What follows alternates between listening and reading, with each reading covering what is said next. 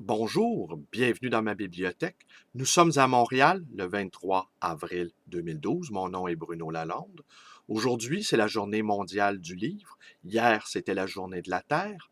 Après la nature, l'esprit. Après l'arbre, le papier.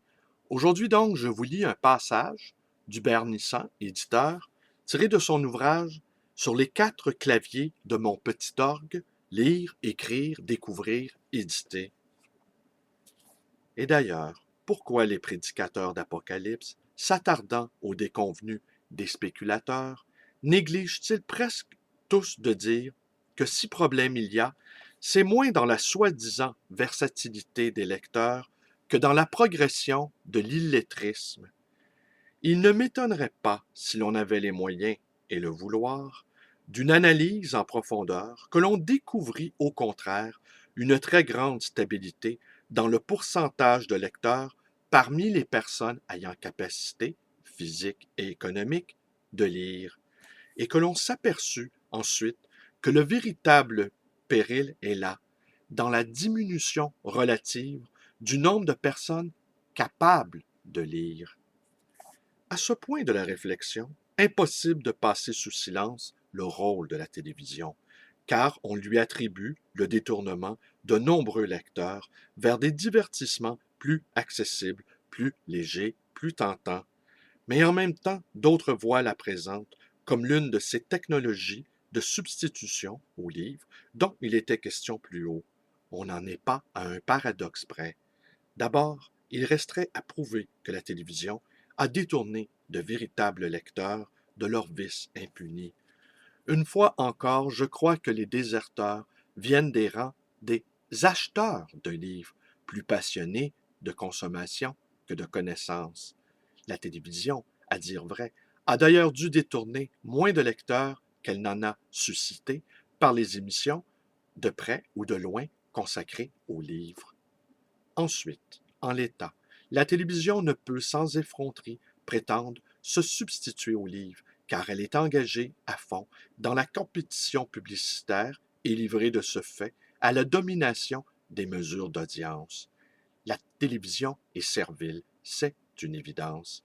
Alors même qu'elle règne sur les esprits et les comportements, avec plus de pouvoir que tous les enseignements, on peut se demander pourquoi les chaînes publiques ne relèvent pas avec générosité du budget de l'éducation nationale, ce qui les délivrerait de la suzeraineté publicitaire et permettrait d'appeler vers le haut, donc nécessairement vers le livre, vers les idées, vers une sorte de sagesse, ceux que par les temps qui courent, on appelle vers le bas, par des simplifications honteuses, des violences outrancières, des niaiseries consternantes. On comprendra donc que dans mon idée, le problème du livre n'est plus le même lorsqu'on l'examine non dans la perspective de l'économie de marché, mais dans celle de l'organisation sociale de l'éducation. On comprendra qu'il me paraît moins important de pousser le consommateur à la dépense que de prendre d'efficaces mesures pour lutter contre l'analphabétisme. Et l'on comprendra que dès lors, à la question de savoir ce que deviendra le livre au cours du troisième millénaire, je réponds que cela dépendra des dispositions que prendront à cet égard les autorités nationales, internationales et communautaires. Et puis, d'où parlons-nous ainsi? Et pour qui? Dans nos sociétés riches, même si elles sont parfois en crise, la spéculation sur les tirages et sur la distribution conduit à des formes de saturation. Mais ailleurs, dans les pays défavorisés, la demande y est latente, considérable, et elle pourrait, avec le temps, bouleverser le paysage actuel. Et si, donc, le troisième millénaire, par un sursaut de dignité offensée, par la violence de l'exaspération et par la conscience des forces que recèle la culture, voyait un bouleversement du champ économique, la mise en place de répartitions moins insolentes, un partage plus juste des valeurs de civilisation. Si des millions de citoyens accédaient au pouvoir et à la capacité de lire, où en seraient alors les spéculations incontournables qui sont aujourd'hui les nôtres? Quel serait le nouveau destin du livre? Après tout, la libre production de livres a toujours affirmé par son existence celle de la liberté. Une transformation politique de la planète aurait dès lors, soyons-en sûrs, des conséquences éditoriales formidables. Pendant ce temps, revenons à nos sociétés. Les technologies progressent, enchaînées dans leur évolution par leur propre force. L'homme, souvent, n'est plus que le fouettard du toton. Il y a quelque chose d'admirable, le progrès, et une autre désespérante, l'inconscience. Cela se sait, cela se voit, le monde est riche en savoir et pauvre en sagesse. Et de ce côté me vient une certitude. Le rôle du livre dans le troisième millénaire, c'est précisément de contribuer à redresser ce déséquilibre. Rien mieux que le livre ne peut d'ailleurs y parvenir. Ce que nous faisons et que nous voyons faire ou subir, seul le livre peut sans contrainte ni censure économique nous l'expliquer.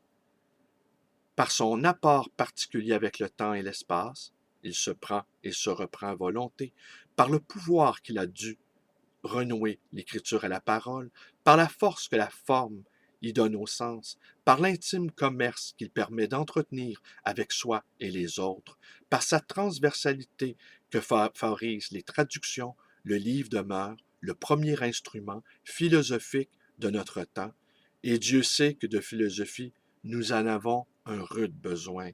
Mais pas n'importe quel livre. Seuls ceux qui portent l'estampille de la nécessité peuvent, en cette espérance, jouer leur rôle.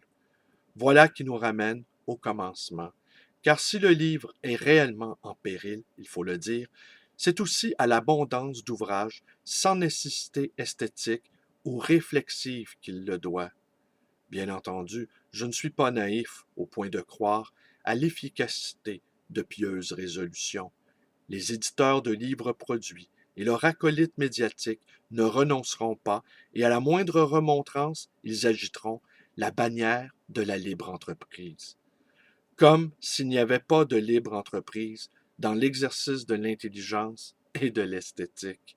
C'est pourquoi, en fin de compte, j'ai la conviction que le troisième millénaire verra se creuser la faille, verra deux sortes de livres s'écartant les uns des autres, ceux à qui, sans rancœur, je souhaite bon vent, un livre c'est toujours un livre, mais qui ne m'intéressent pas autrement que par leur étrangeté, et ceux qui sont, chacun dans sa manière, porteurs d'une sacrée cargaison, notre espérance de vivre dans une société consciente de son comportement. Eh bien voilà, c'est tout pour aujourd'hui.